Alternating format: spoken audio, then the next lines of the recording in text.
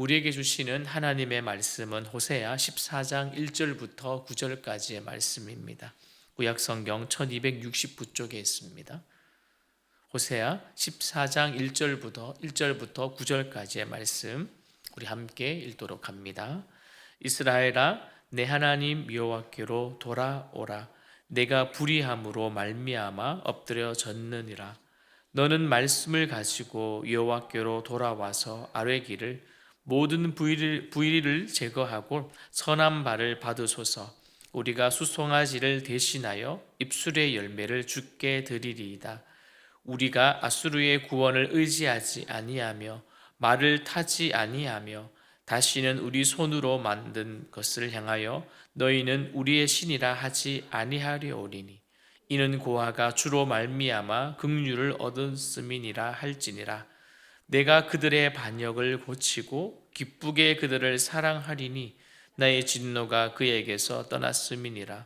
내가 이스라엘에게 이슬과 같으리니 그가 백합화 같이 피겠고 레바논 백향목 같이 뿌리가 바뀔 것이라. 그의 가지는 퍼지며 그의 아름다움은 감람나무와 같고 그의 향기는 레바논 백향목 같으리니 그 그늘 아래 거주하는 자가 돌아올지라. 그들은 곡식같이 풍성할 것이며 포도나무같이 꽃이 필 것이며 그 향기는 레바논의 포도주같이 되리라. 에브라임의 말이 내가 다시 우상과 무슨 상관이 있으리요 할지라. 내가 그를 돌아보아 대답하기를 나는 푸른 잣나무 같으니 내가 나로 말미암아 열매를 얻으리라 하리라.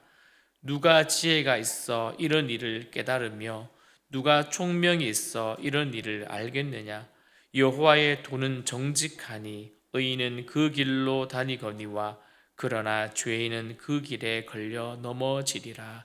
아멘. 오늘 본문은요, 구원의 가능성을 좀 보게 하는 내용인 것 같습니다. 1절에 보니 이스라엘아, 내 하나님 여호와께로 돌아오라. 내가 불의함으로 말미암아 엎드려 졌느니라. 아멘. 여러분, 비록 이스라엘이 죄를 지어 철저하게 여러분 망가졌지만 오늘 이제라도 회개하고 돌아오라고 오늘 강하게 말씀을 하시죠. 여러분, 아직도 하나님을 찾으면 용서가 가능하며 다시 이 땅으로 돌아올 수도 있다는 것이죠.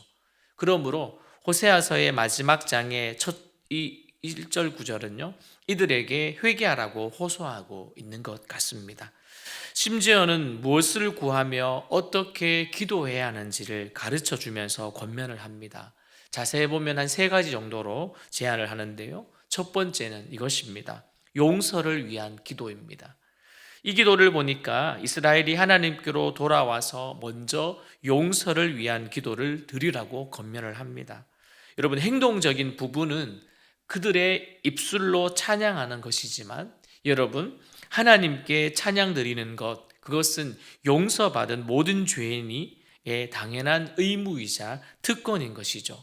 여러분, 하나님을 즐겁게 찬양하는 것, 인간의 지음받은 제1 목적이 아니겠습니까? 그로 인하여 즐겁게 찬양하는 것, 먼저는 용서를 위한 기도를 그들에게 이야기합니다.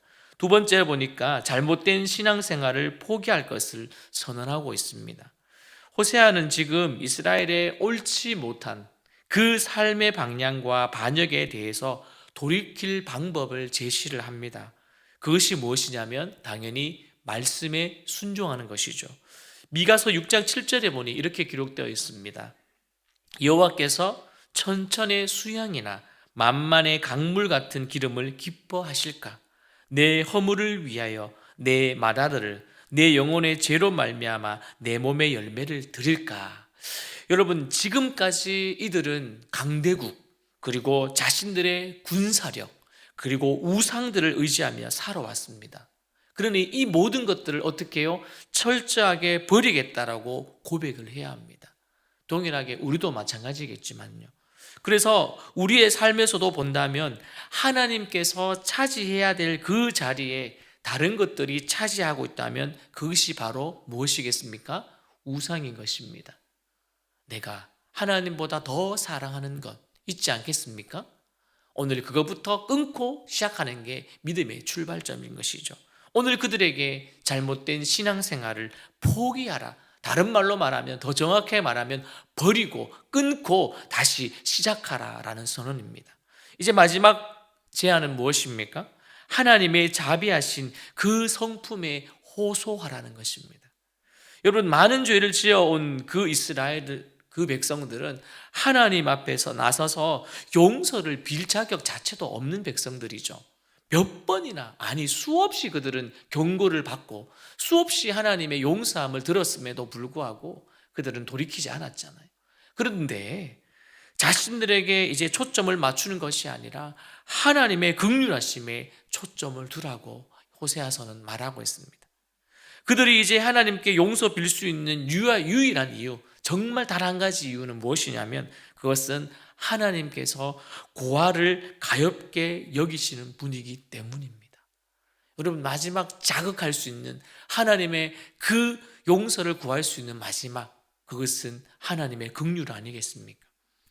이스라엘이 먼저 자신이 세상에 의지할 곳 없는 고아와 같이 그런 처지에 있습니다. 하나님 도와주십시오. 인정하는 것. 그리고 세상에서 버림받은 자들도 주님 보살피지 않으십니까? 하나님은 그런 자비가 풍성하신 분 아닙니까? 라고 하는 그 소망을 두는 것 밖에 없었습니다. 그래서 이제 하나님의 약속이 나옵니다. 우리 4절 말씀 다시 읽습니다. 시작. 내가 그들의 반역을 고치고 기쁘게 그들을 사랑하리니 나의 진노가 그에게서 떠났음이니라. 아멘. 여러분, 호세아의 호소가 개인적인 바람이 아닌 이제는 이스라엘을 향한 하나님의 의지를 발견하게 되는 것이죠. 기쁘게 그들을 사랑하리니. 여러분, 사랑하신다라는 그 안에 두 가지 의미가 내포되어 있지 않습니까? 하나는 무엇이냐면 이스라엘을 향하여 일방적으로 주어지는 은혜, 그 은혜, 그것이 사랑한다. 또 다른 하나는 이스라엘을 향한 그 사랑은 더 이상 그들의 죄 때문에 제한되지 않는다라는 것이죠. 무조건적인 사랑, 제한 없는 속죄, 그런 거 아닙니까? 불가항력적인 은혜, 내가 맞고 막아도 하나님이 주시는 은혜 말이죠. 그 사랑이 있는 것입니다. 하나님께서는 앞으로는 주의 백성을 무조건적으로 뿐만 아니라 무제한적으로 사랑하실 것입니다. 그렇다면 이스라엘을 어떤 모습으로 회복하실 것인가? 여러분 보십시오. 그 다음 구절부터 이렇게 회복하십니다. 먼저는 진노를 거두시고 자연 세계에 연관된 비유로 이슬, 백합화, 레바논 백합화 등으로 설명을 합니다. 먼저 이슬을 보면요, 비와는 달리 매우 부드러운 것, 양은 많지 않은 물이지만 너무나 필요한 것, 그것이 이슬입니다. 제가 찾아보니 가나안 지역에는요 4월부터 10월까지 거의 비가 내리지 않는데요. 그런데 이 이슬이 내린다는 것은요 어떠합니까? 너무너무 중요한, 너무너무 필요한 물이었다는 거죠. 그렇게 이슬같이 그들에게 내려준답니다. 그리고 백합화는요 이스라엘의 회복이 매우 풍요롭고 건강할 것을 의미하는 것이죠. 더 나아가 레바논의 백합목은요 뿌리가 깊은 나무인데 선지자는 이 비유를 통해서 앞으로 이 이스라엘이 백향목과처럼 깊이 뿌리를 내리면서 하나님을 의지하며 살아가는 자들이 될 것이다라는 겁니다. 산성도 여러분, 우리가 믿음의 뿌리가 견고해야 될 이유가 여기 있는 건 아니겠습니까? 세상의 비바람, 더 작고 큰 문제들이 우리는 수없이 옵니다. 어제도 왔었고요, 오늘도 올 것입니다. 내일도 올 것입니다. 그러나 믿음의 뿌리를 잘 견고히 내려놓은 신앙인이라면, 성도라면 우리는 흔들리지 않을 것입니다. 또 나아가 오늘 그들은 앞으로는 다시는 뽑히거나 흔들릴 일이 없다라고 이야기합니다. 다음으로 6절 말씀을 볼까요? 같이 읽습니다. 시작. 그의 가지는 퍼지며 그의 아름다움은 감람나무와 같고 그 향기는 레바논 백향목 같으리니. 아멘. 봄철의 나무에서 새로운 가지들이 왕성하게 뻗어나오는 것처럼 이스라엘이 이제는 매우 번성할 것이다. 그리고 올리브 나무와 올리브 기름은 부와 건강을 상징하듯이 이제 그들도 그렇게 될 것이다 라는 것입니다. 자, 성도 여러분, 오늘 더 이상 죽음의 냄새가 아닌 생명의 냄새가 이제 앞으로 그들에게 나올 것입니다. 우리도 동일하지 않습니까?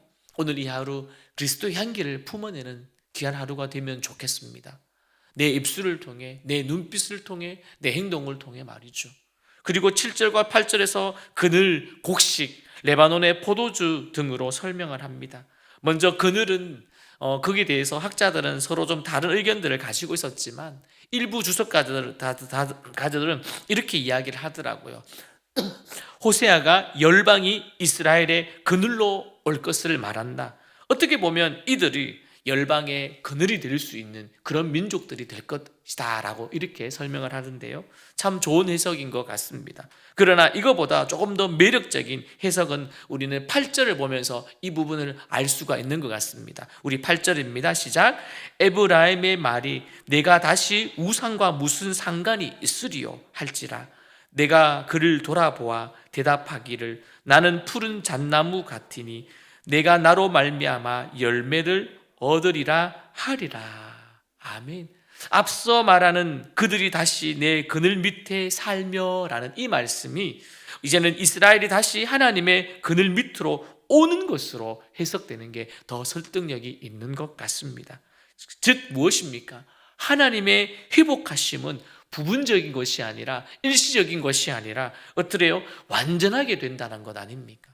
이제 끝으로 호세아의 마지막 권면입니다. 나는 당신들에게 할 말을 다 했으니 이제 당신들이 지혜로운 선택을 하여 하나님과 살게 되길 바란다라는 것입니다. 여러분, 성경은 이미 우리에게 생명을 얻는 방법, 구원을 얻는 방법, 그리고 믿음으로 살아가는 방법, 그리고 앞으로의 그 일들까지 우리에게 알려주고 있습니다. 이제 우리가 선택하는 것이죠. 그 말씀을 읽고 순종하느냐, 그 말씀을 읽고 의지하며 살아가느냐, 여러분의 몫입니다. 이제 하나님의 말씀이 구체적으로 실천으로 나타날 때에 이제 비로소 생명의 말씀, 능력의 말씀이 될 줄 믿습니다. 그렇다면 우리가 매일 묵상하는 그 말씀이 저와 여러분의 삶에 생명의 말씀으로 작동되어 오늘 이 하루도 승리하며 살아가는 저와 여러분이 되어지기를 주님의 이름으로 축원드립니다.